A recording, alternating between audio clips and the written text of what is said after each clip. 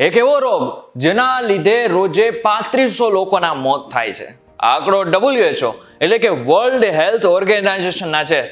તેમના મુજબ અત્યાર સુધીમાં લાખો લોકોએ આ રોગને કારણે પોતાનો જીવ ગુમાવી નાખ્યો છે.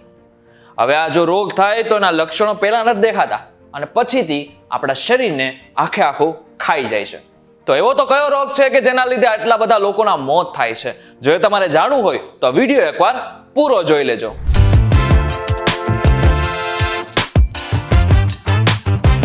હેલો ફોક્સ, VTVGujarati.com પર તમે જોઈ રહ્યા છો ડેલી ડોઝ અને હું છું કરણ. આજની ભાગદોડ વાળી જિંદગીમાં આપણને ખબર જ નથી પડતી કે આપણે શું કરવું ને શું ન કરવું, શું ખાવું અને શું ન ખાવું. આપણે મન ફાવે ખાઈએ છીએ અને પછી નવા નવા રોગના ભોગી બનાવી છે. એક રિપોર્ટ બહાર પાડવામાં આવ્યો છે જેનું નામ છે વર્લ્ડ હેપેટાઇટિસ રિપોર્ટ. હવે રિપોર્ટમાં બતાવવામાં આવ્યું છે કે રોજે હેપેટાઇટિસને કારણે લગભગ 3500 લોકોના મોત થાય છે. આટલું જ નહીં, હુના રિપોર્ટ પ્રમાણે 2022માં ભારતમાં લગભગ હેપેટાઇટિસ બી ના 2.98 કરોડ કેસ અને જ્યારે સી ના 55 લાખ કેસ નોંધાયા હતા. હવે હેપેટાઇટિસ છે શું, જેની આટલી બધી ચર્ચા થઈ રહી છે? તો હેપેટાઇટિસ એ લીવરનો એક રોગ છે.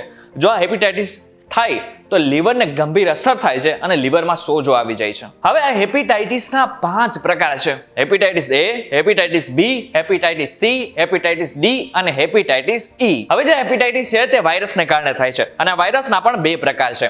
જ્યારે તમે ખૂબ ગંદુ પાણી પીવો, ખાનપાન તમારું ઠીક ના હોય, દારૂ વધારે પીતા હોય ત્યારે તમને વોટર બોર્ન વાયરસ થાય છે, જેને કારણે હેપેટાઇટિસ એ અને હેપેટાઇટિસ ઈ થવાની શક્યતાઓ વધી જાય છે. હવે જે બીજો પ્રકાર છે તે ખૂબ જ ગંભીર છે, જે બ્લડ બોર્ન વાયરસ તરીકે ઓળખાય છે, જેને કારણે હેપેટાઇટિસ બી, હેપેટાઇટિસ સી અને હેપેટાઇટિસ ડી થાય છે. હવે આ હેપેટાઇટિસ બી, સી અને ડી એ બ્લડને લગતો રોગ છે. આપણામાંથી ઘણા બધા લોકોને ખબર જ નથી હોતી કે આપણે રોજે રોજ એવી ઘણી બધી ભૂલો કરી નાખીએ છીએ જેના કારણે આપણને આ રોગ થઈ જાય છે. હવે જો રોગના વાયરસને કારણે તમારામાં ગંભીર અસરો જોવા મળે તો વ્યક્તિનું મોત પણ થઈ શકે છે. હવે જે હેપેટાઇટિસ બી, સી અને ડી છે એમાંથી હેપેટાઇટિસ બી અને સી ખૂબ જ ગંભીર છે.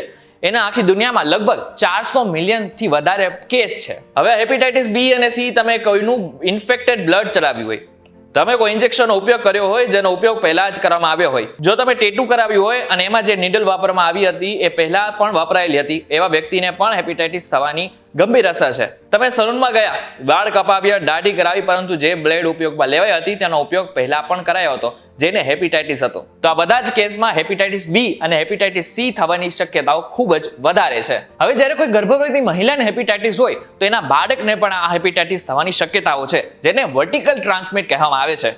આનાથી પણ વધારે જ્યારે તમે અનપ્રોટેક્ટેડ ફિઝિકલ રિલેશન બનાવો છો ત્યારે પણ તમને હેપેટાઇટિસ થવાની પૂરેપૂરી શક્યતાઓ વર્તવામાં આવે છે. હવે આ હેપેટાઇટિસ કેટલો ગંભીર છે તેનો અંદાજો એ ઉપરથી જ લગાવી શકાય છે કે ક્યારેક માણસને જ્યારે હેપેટાઇટિસ થઈ જાય છે ત્યારે ટૂંક સમય બાદ તેમને બધું સાજું થઈ જાય છે, લીવર પણ સરખી રીતના ચાલવા માંડે છે, પરંતુ બાદમાં એના લક્ષણો દેખાવા માંડે છે અને પછીથી ધીરે ધીરે એના શરીરને ખાવા માંડે છે.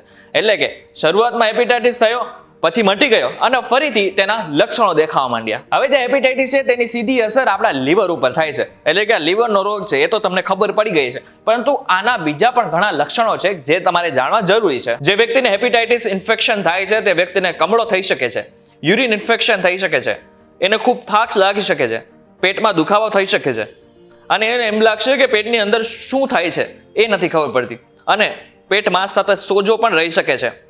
ભૂખ નહીં લાગે અથવા તો ખૂબ ઓછી લાગી શકે છે, અથવા તો અચાનક જ વજનમાં ઘણો બધો ઘટાડો થવા લાગે છે. ત્યારે સમજી જવું જોઈએ કે તમને હેપેટાઇટિસના લક્ષણો દેખાવા લાગે છે અને તરત જ તમારે ડોક્ટરને બતાવવું ખૂબ જરૂરી છે. હવે એવું નથી કે હેપેટાઇટિસની કોઈ વેક્સિન અવેલેબલ છે જ નહીં, છે જ. હેપેટાઇટિસ એ અને હેપેટાઇટિસ બી ની વેક્સિન ભારતમાં અવેલેબલ છે. જ્યારે બાળક નાનું હોય ત્યારે એને હેપેટાઇટિસ એ ની વેક્સિન લગાવવી ખૂબ જરૂરી છે, અથવા તો બી ની પણ લગાવવી ખૂબ જરૂરી છે.